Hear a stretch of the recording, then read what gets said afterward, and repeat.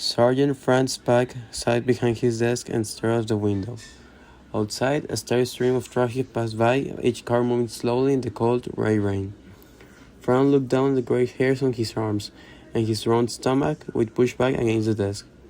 This was his final moment before he retired from the police, and for Frank, retirement couldn't come soon enough. Frank frowned as he considered the terrible retirement package he had given. It was barely enough money to take a short holiday on the cold and rainy east coast of England where he lived. There was no way he could afford the round-the-world luxury cruise he had always dreamed of. Just as Frank was sighing heavily, Inspector Spencer came up to his desk with his perfect white teeth and enthusiastic smile. 2 years early, and Spencer had been promoted. Now he had the position of inspector at the young age of 40. Frank, in comparison, he had worked for the police for 40 years and had been passed over for promotion 3 times. It was true he had neither the looks nor charm of Spencer. Sorry, Inspector Spencer. But the younger man didn't have Frank's nose for crime. That nose meant Frank could get inside the mind of the criminal and solve the trickiest of cases. As a result, the younger man often asked for Frank's help. In fact, it was pretty much the only time Spencer spoke to him. Hey Frank, do you mind if I ask your advice about something? On surprise, Frank nodded. Have you heard of the Babingtons? Everyone had heard of the Babingtons. Ronald Babington was the millionaire of the Babington oil, and his wife Tabitha was a model.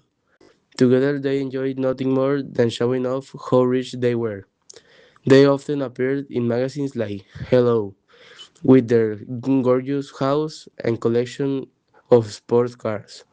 Most recently, they had invited the press to take photographs of the enormous diamond Ronald had bought for his bride. Under the protection of a sophisticated alarm system, the diamond sat in a large gold and glass case. The case stood at the end of a long red carpet. Spencer paused for a dramatic effect, then explained, "We've had some circuit information about a plan to steal the Babington diamond." Frank raised his eyebrows in an attempt to look suitably impressed. Peggy, the owner of the dog and dog pub, heard a couple of local criminals talking about it. She asked that we keep her identity secret, of course, but our officers have made some discreet inquiries that seem to confirm what Peggy says. Frank nodded again and waited for the inevitable question. "So," Spencer asked, "what do you think is the best thing to do? After all, it's only a rumor. We've got nothing concrete to arrest them on." Frank looked thoughtfully out of the window. He remembered his retired mommy. He didn't want to be alone in his retirement, but the money wouldn't even enough to buy a cat to keep him company. The sound of a car horn brought him back to the case. He put his fingers together under his chin, looked as if he was thinking deeply. "Listen, do this clear way," said Frank, leaning toward the younger officer. "What you need to do is let them commit the crime. If you catch them red-handed, you've got all the evidence you need. No problem." But Frank said, "Spencer, we need the approval of the Bevington family, and there are laws about tricking criminals like that. That's why you let them commit the crime. Then, apparently by chance, stop them for speeding as they escape the crime scene. You search the car to find the diamond, and you've caught them red-handed." "Okay." Frank continued, "Of course, if you need to ensure the arresting officer is someone you know is reliable." Spencer understood immediately. "Are you sure you wanted to do it, Frank? It could be dangerous.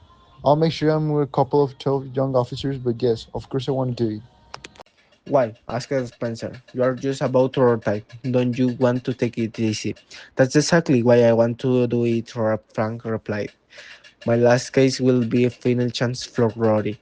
A few days later, Frank went into the dog and dog pub after work. Did you get it? He asked Peggy, and she had it in his drink.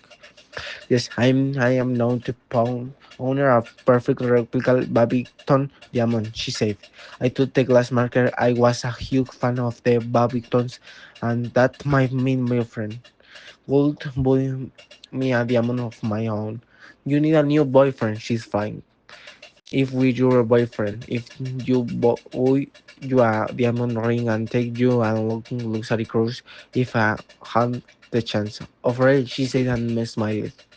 Frank was sitting in the back seat of the police car, which had hidden of the road through the woods to the Babington mansion. In the front seat were two young officers who were strong and reliable. At 23:30, a message had come into the police radio. The burglars had met outside the Dog and Duck pub. At midnight, the pair passed in the hidden police's car on their way in the mansion. At, twen- at 20, the woman reported on the top of the wall with a smiling on her face. She screamed quickly down to the rope before pulling the dangling car back of the car.